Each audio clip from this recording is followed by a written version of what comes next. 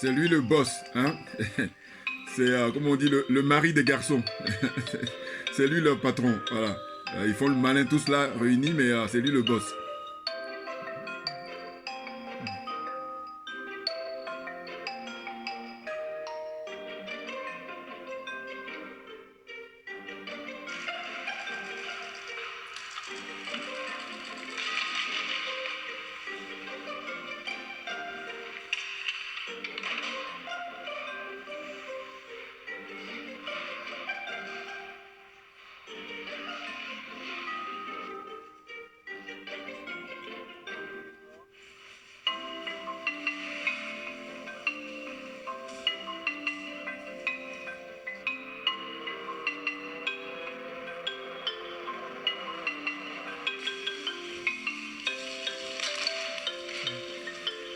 Ils n'atteignent pas sa cheville, hein.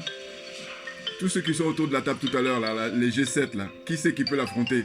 Sur le plan intellectuel et sur le plan physique? Aucun. Voilà, j'arrête là. Voilà, bon, allez, vous avez compris. Bonjour à tous, aujourd'hui nous sommes le 28 juin 2022.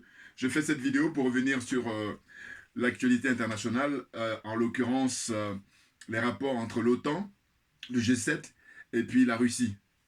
Et là, vous avez remarqué tout à l'heure la réunion là, des G7, là, le groupe des corrompus, voilà. Et après, c'est terminé avec tous les, comment on appelle ça, tout ce que sait faire Monsieur Poutine, entre autres, parce que ils ont juste montré une partie là. Mais je tiens à rendre hommage à Monsieur Vladimir Poutine, voilà, c'est très très important. D'ailleurs, je le fais ces derniers temps dans toutes mes vidéos, pratiquement, parce que je dis, ce monsieur rentre dans l'histoire par la très très grande porte, ce qui n'est pas le cas de ses homologues là de l'OTAN, hein, qui sont en fait des prétentieux, qui sont des imposteurs, tout simplement, hein, qui donnent l'impression qu'ils sont démocrates, ils sont républicains, tout ce que vous voulez, mais alors qu'en réalité, c'est de la théorie. Dans la pratique, il n'y a personne autour de cette table-là que des corrompus. Que des corrompus. Madame Van der Leyen, là, je sais pas, représentante de l'Europe, là. Elle a plein d'ardoises, hein. C'est fou, hein. C'est fou. Alors, ce qui se passe, c'est quoi? C'est que je donne toujours mon point de vue, naturellement. Je me présente, Joubian, c'est mon surnom sur le net. Panafricain très convaincu, je le suis. Et puis, accessoirement seulement, je suis spécialiste de la France. Que dire? En fait, ils sont dans la moquerie. En fait, ils sont autour d'eux là, et puis il y a tantôt le Premier ministre anglais, tantôt le Premier ministre, comment dire, canadien. Voilà, ils se moquent de M. Vladimir Poutine. Bon, ils se font plaisir, mais en réalité, lui, il en a cure, parce que c'est lui qui est dans la vérité. Eux, ils sont dans la culture du mensonge. Ils sont dans l'empire du mensonge, comme il a rappelé précédemment.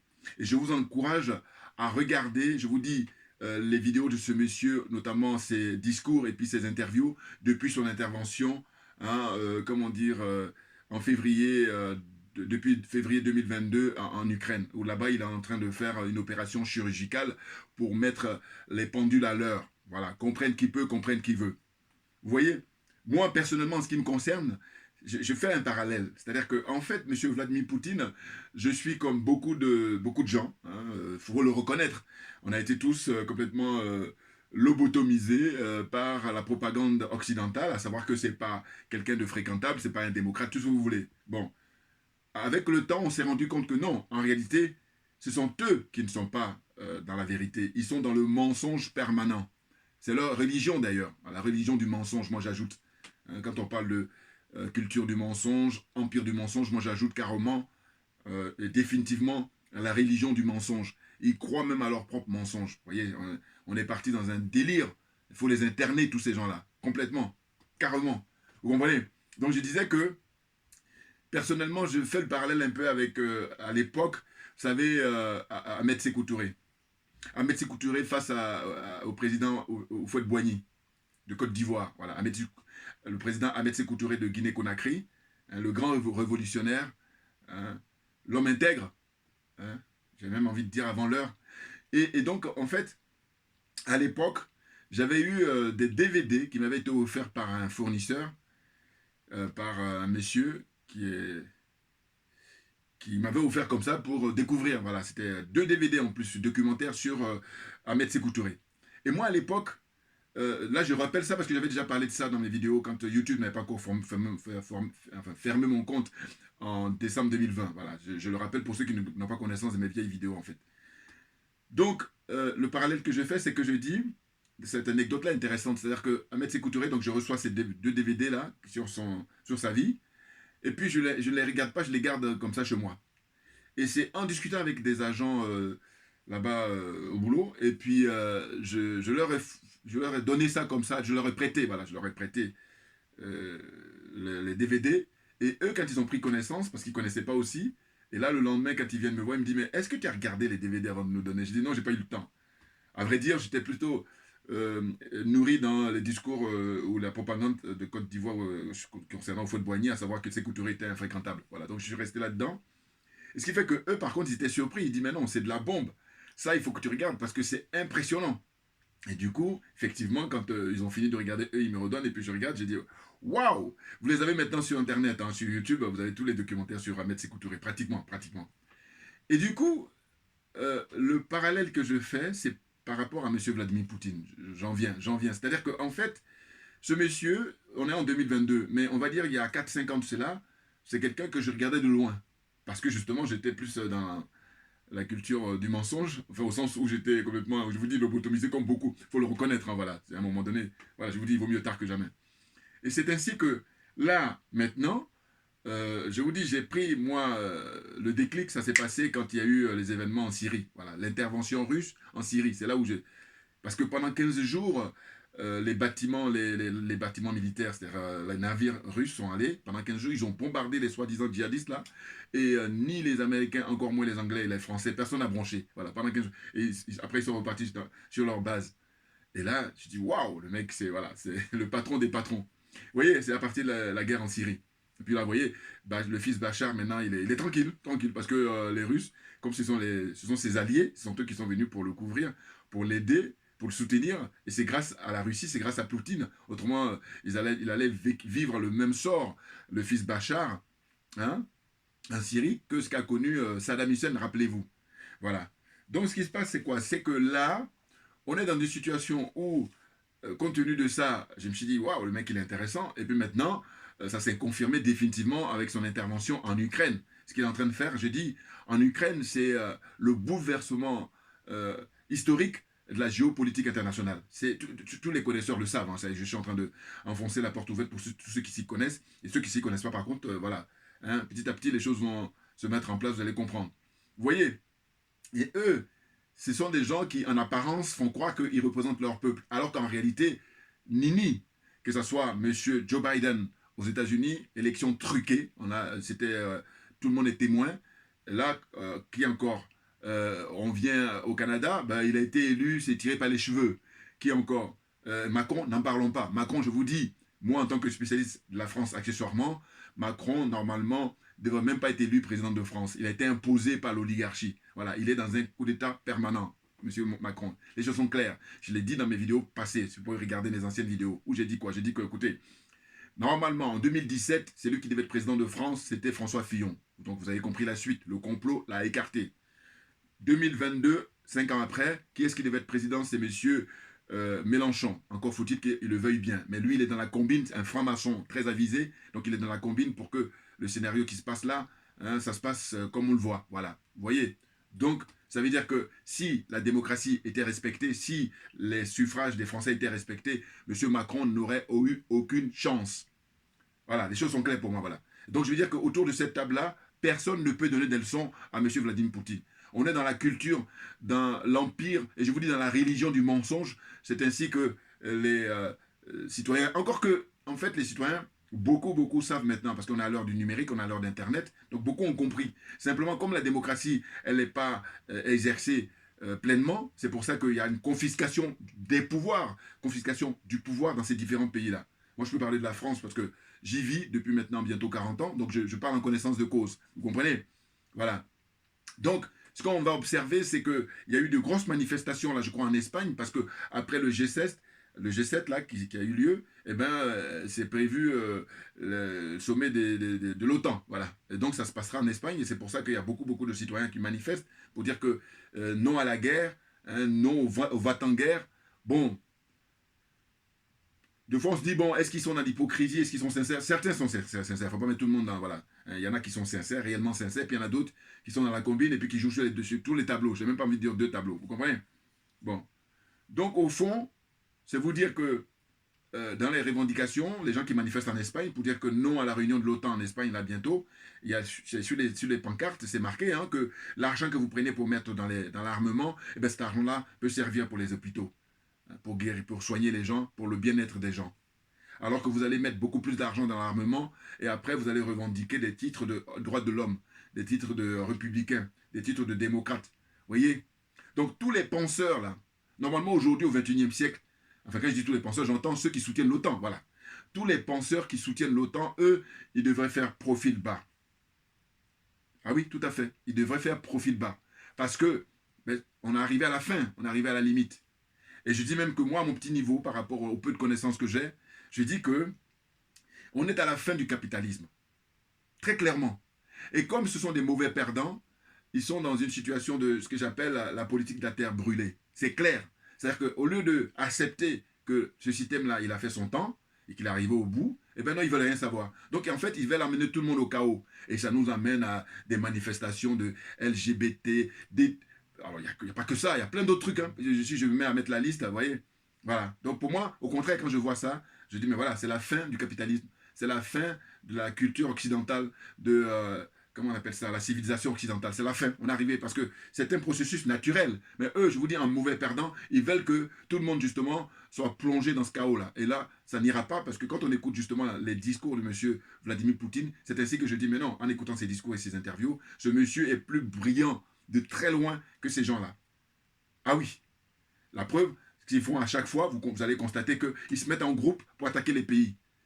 Dites-moi, de vous à moi, normalement, quelqu'un qui a de la force, tout seul, il attaque et puis, et voilà, il met tout le monde KO. Et c'est ce qu'est en train de faire d'ailleurs M.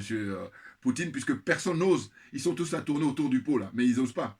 Parce qu'il leur a donné un avertissement en février. Il dit qui ose, vous allez voir, vous bottez les fesses, chacun va en prendre pour son compte. Et là, il s'attaque très souvent aux plus faibles. Voilà, l'OTAN, là. Regardez à travers l'histoire, hein, à chaque fois, ils sont mis en groupe. Et d'ailleurs, M. Poutine, ces derniers temps, le rappelle constamment. Il donne les exemples de ce qui s'est passé en Afghanistan. Ils sont toujours en groupe, hein, l'OTAN. Il donne l'exemple de ce qui s'est passé en Irak.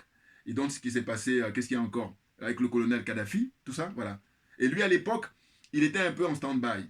Et ce qu'il explique, c'est quoi? C'est qu'il dit, en fait, ils n'ont pas compris que ben, le monde a évolué. Et depuis la Seconde Guerre, ils ont fêté, ils ont célébré la victoire de la guerre froide. Mais sauf que ils se sont assis sur leur laurier, en fait, ils ont considéré qu'ils étaient maintenant les dieux du monde. Et il a dit non, c'est peine perdue, parce que vous ne pouvez pas vouloir uniformiser votre culture contre la diversité du monde. C'est pas possible. Voilà. Et je vous dis, comme ils sont mauvais perdants, ben, ils font la politique de la terre brûlée. Je me répète, mais je ne vois pas autre chose. Eh oui, parce qu'ils emmerdent tout le monde. Vous comprenez? Donc je vais faire un peu lecture de ce que j'ai noté, puis après je continue mon speech. Voilà. Donc ce que j'ai noté, c'est quoi? C'est que je dis, il faut se rappeler que il y a eu des crimes, parce que M. Poutine, ce qu'il dit constamment d'ailleurs, quand il est interrogé par les journalistes, ou dans ses discours, il dit, lui, il vient faire des opérations, il n'est pas en guerre, mais il vient faire des opérations très précises pour dénazifier. Hein, il y a des nazis là-bas en Ukraine, ce sont eux qui veulent régler leur compte. Comprennent qui peut, comprennent qui veut. C'est clair. Et d'ailleurs, rappel historique, c'est quoi? C'est qu'on nous dit qu'entre 2014 et 2016, et même jusqu'en 2020, la guerre a causé plus de 13 000 morts, c'est-à-dire même, voire plus, voilà, 14 000. Certains disent 13 000, certains disent 14 000, on ne sait même plus à quel sens c'est. Vous voyez, ce qui est sûr, c'est que c'est un minimum de 13 000 morts, mais c'est énorme, 13 000 morts. Et comme je dis souvent, moi, vous savez, ma religion, c'est la vérité et la justice, et puis je dis, la vie humaine étant sacrée, un seul mort suffit pour qu'on arrête tout. Voilà, on est d'accord. Voilà. Et quand je dis un seul mort, ça concerne toutes les ethnies. C'est-à-dire que c'est pas quand tu es blanc, donc on arrête tout, et puis quand tu es noir, on s'en fout. Voilà. Mais le problème, c'est que on a affaire à des corrompus comme M. Alassane Ouattara, des corrompus comme M. Macky Sall, des corrompus comme Bazoum, des corrompus comme Patrice Talon, des corrompus comme l'autre qui est au Tchad, là. Hein, et puis même le jeune colonel qui est maintenant au Burkina Faso, là. Quand on a affaire à ces gens-là, c'est sûr que la mort ou la souffrance ou l'humiliation des Noirs ne compte pas. Voilà. J'en profite là pour ne pas oublier avec les jeunes frères et sœurs qui souffrent là-bas entre, comment on appelle ça, l'Algérie, le Maroc, là. Il y a eu plusieurs morts, là. Moi, franchement, je vous dis, c'est pas la première fois que ça arrive. Et du coup, maintenant, quand ça arrive, les seuls responsables pour moi, ce sont les dirigeants africains et personne d'autre. Voilà. Et quand tu dis ça, c'est quand tu te veux honnête. Pourquoi? Mais parce que, écoutez, je dis toujours que je ramène ça en tant que père de famille. Parce que, vous savez, quand tu leur parles au sein de leur propre famille, ils comprennent. Mais dès que tu essaies d'extrapoler, alors on fait comme on comprend. Alors que c'est une logique qui est réelle.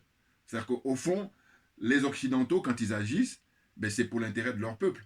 Même si c'est vrai que je disqualifie la France, mais quand même, il y a un minimum qui est assuré ici. Comprenez?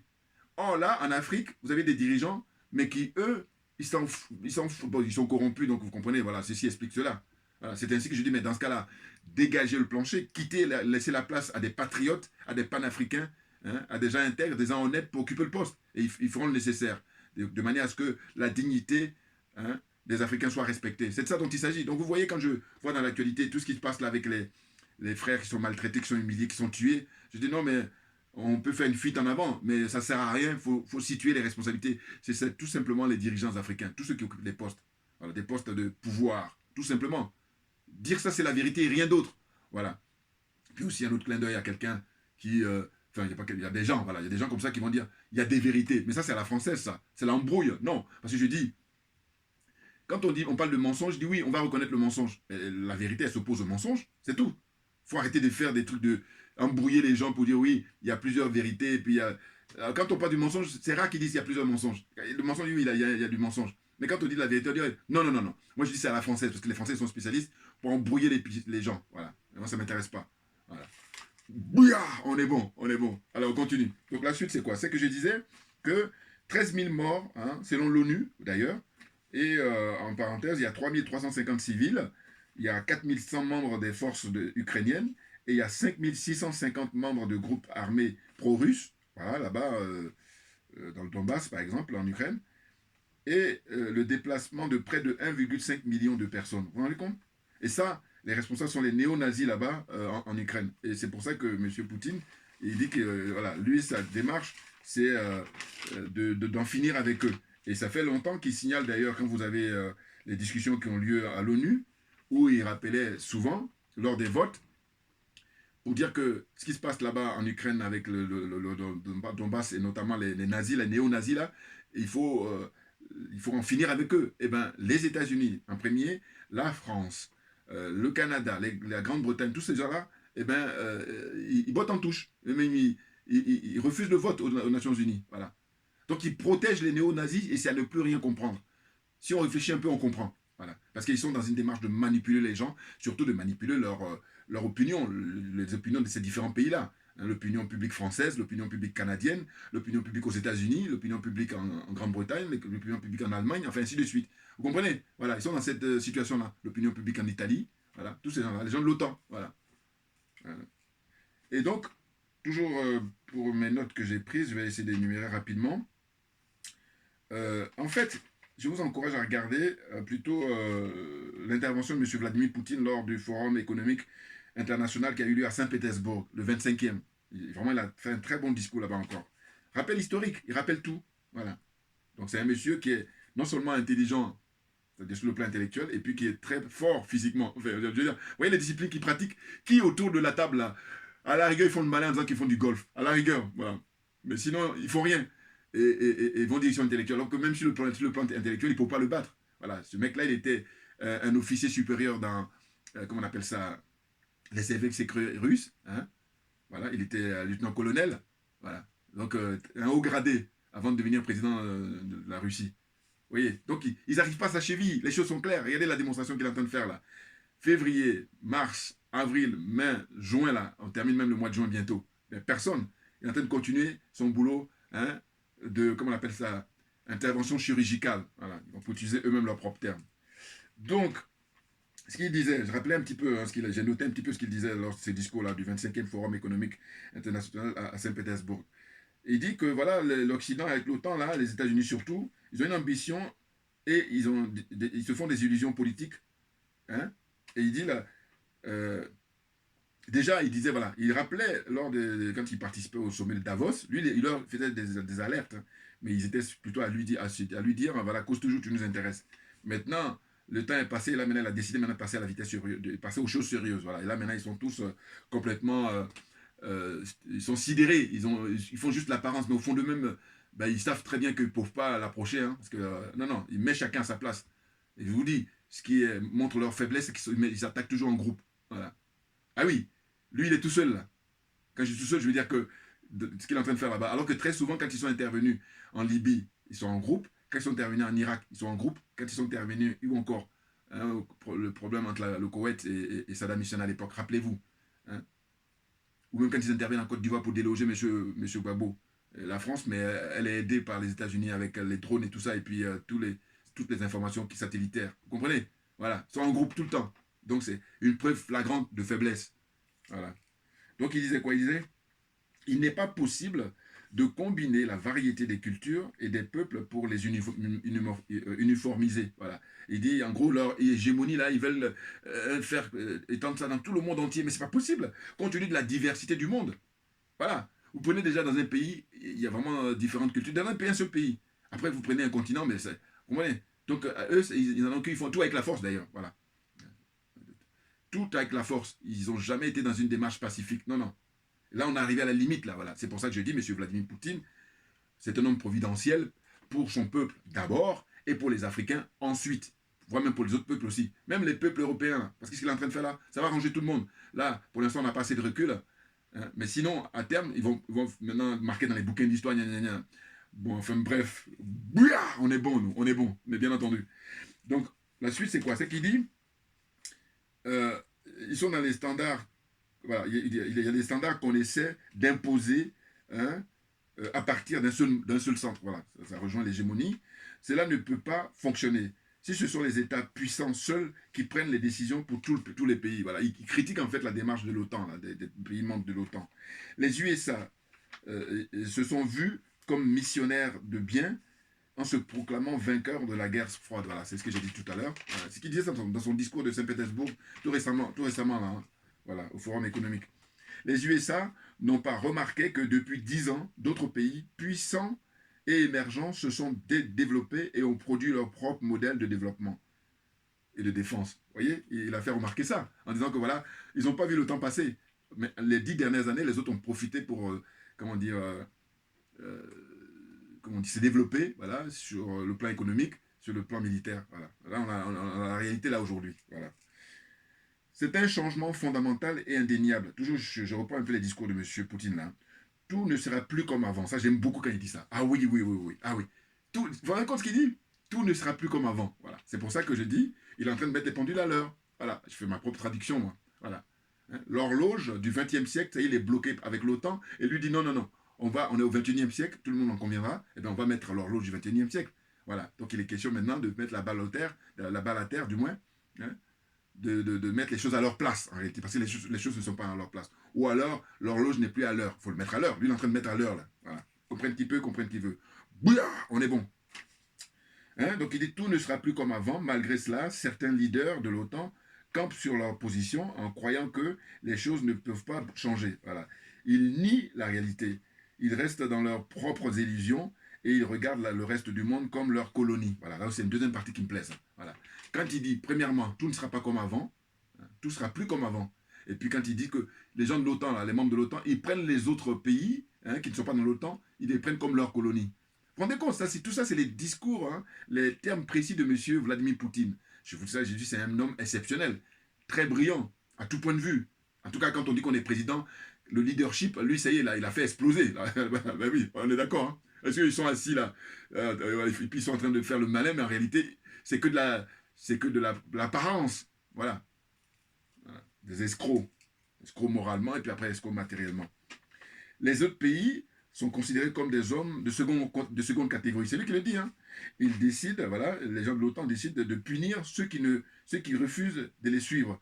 Et ils violent leurs propres ethnies, leurs propres éthiques et mettent en cause la souveraineté des pays. Voilà. Troisième point que j'aime beaucoup, il dit ils violent eux-mêmes leurs propres éthiques. Voilà. Et c'est toujours, je reviens à la fameuse phrase que je dis, j'ai pioché ça dans l'un des ouvrages de monsieur François-Xavier Verschave, ancien président de, comment dire, sur l'association Survie, où il dit « Le vice rend hommage à la vertu ». Voilà.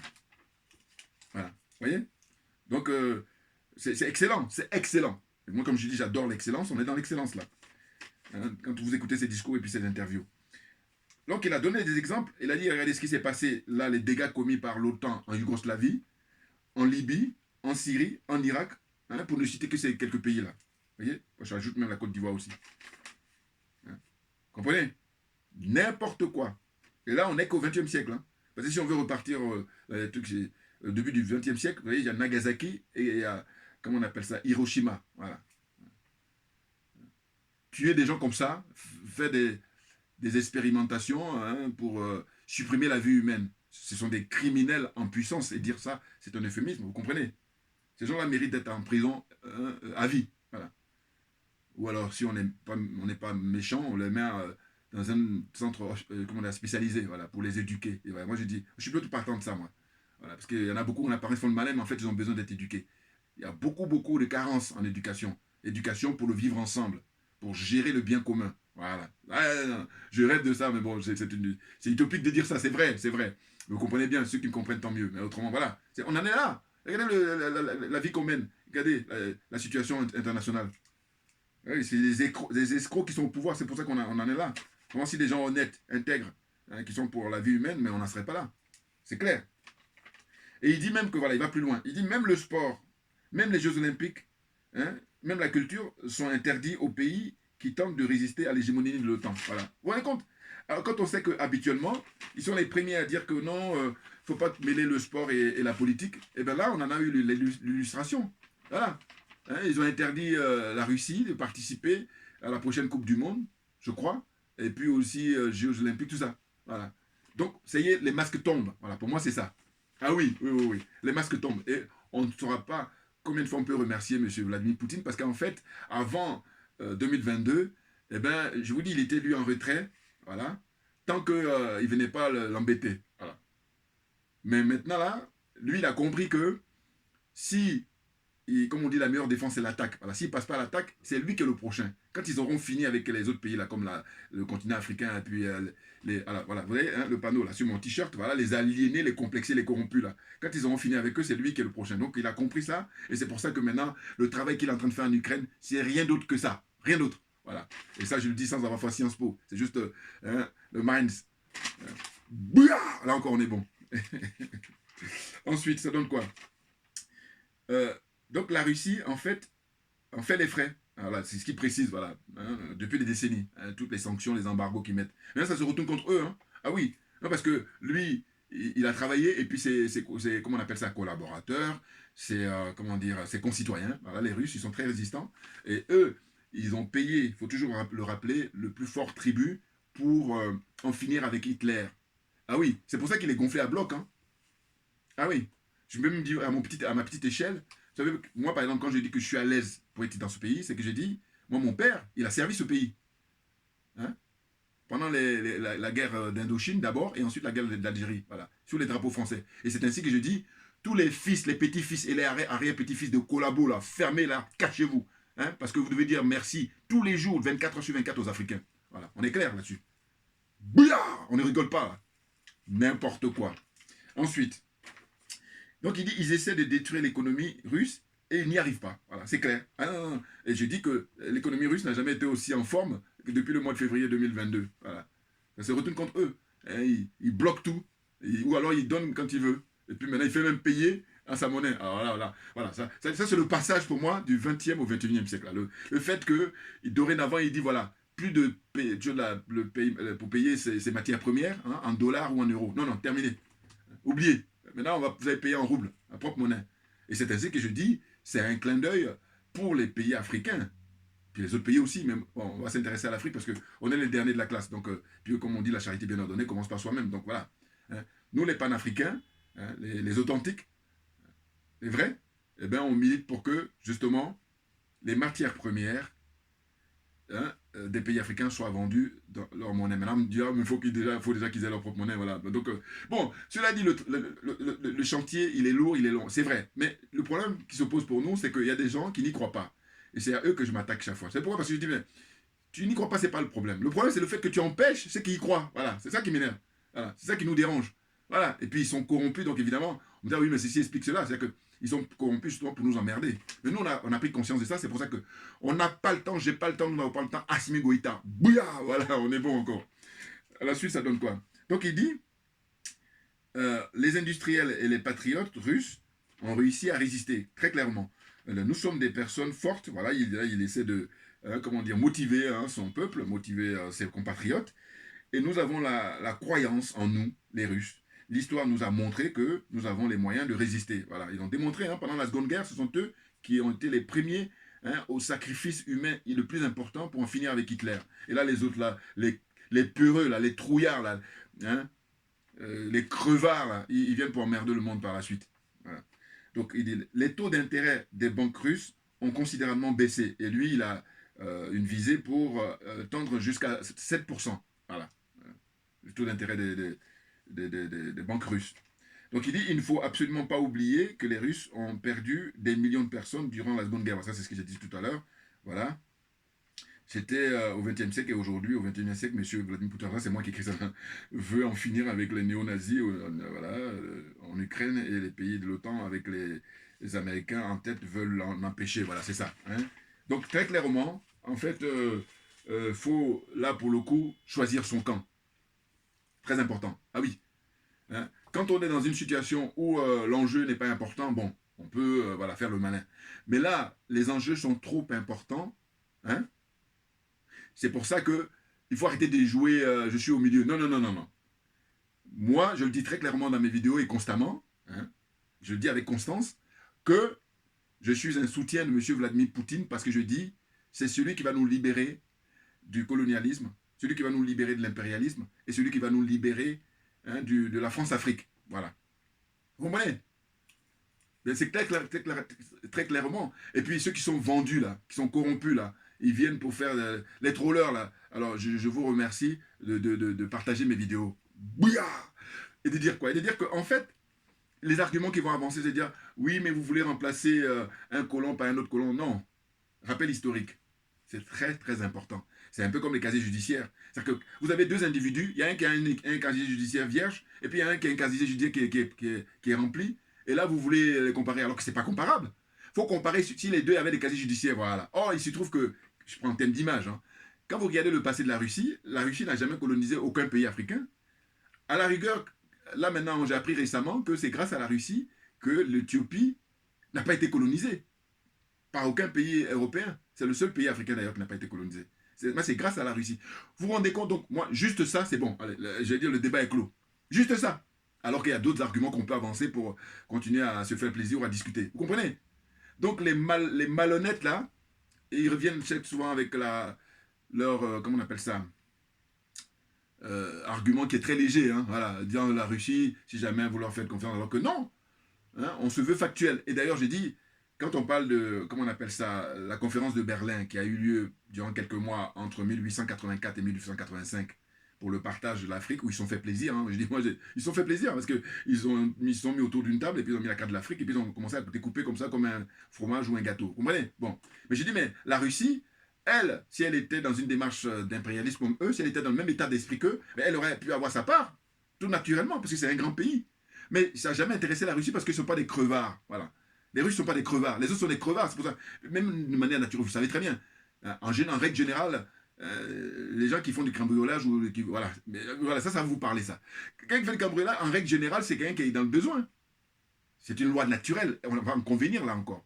Donc je veux dire par là que très souvent, quand on en a assez, mais on n'a pas le temps, on passe à faire autre chose. Donc c'est pour dire quoi? C'est pour dire que les membres de l'OTAN, là, ce sont des crevards, c'est la raison pour laquelle ils emmerdent tout le monde. Et quand vous regardez leurs différents pays, au niveau des ressources, que dalle, rien du tout. Hein? C'est ça la différence.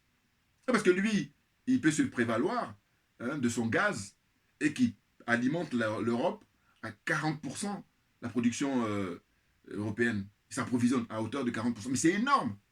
C'est énorme. Et en plus, bon, moi je ne suis pas un spécialiste, mais le peu que j'ai capte, que j'ai compris, c'est qu'en fait, les installations qui sont mises depuis des décennies, eh bien, ces installations-là ont permis justement de pouvoir alimenter chaque pays pour s'approvisionner en gaz. Et eux, là, ils sont en train de mentir à leur peuple, quand vous regardez leur propagande dans les différents journaux, pour dire que oui, on va aller s'approvisionner à tel endroit, mais c'est pas aussi simple que ça. Hein. Ils font croire que c'est simple, alors que non, pas du tout. Et entre-temps, ils continuent toujours à s'approvisionner chez les Russes parce que c'est plus facile. Puisque comment on appelle ça, les canaux, hein, tout le matériel est installé déjà et puis ça fonctionne même très bien. Vous voyez? Donc il faut qu'ils installent aussi ces canaux-là, mais ça met du temps, ça ne peut pas se faire du jour au lendemain.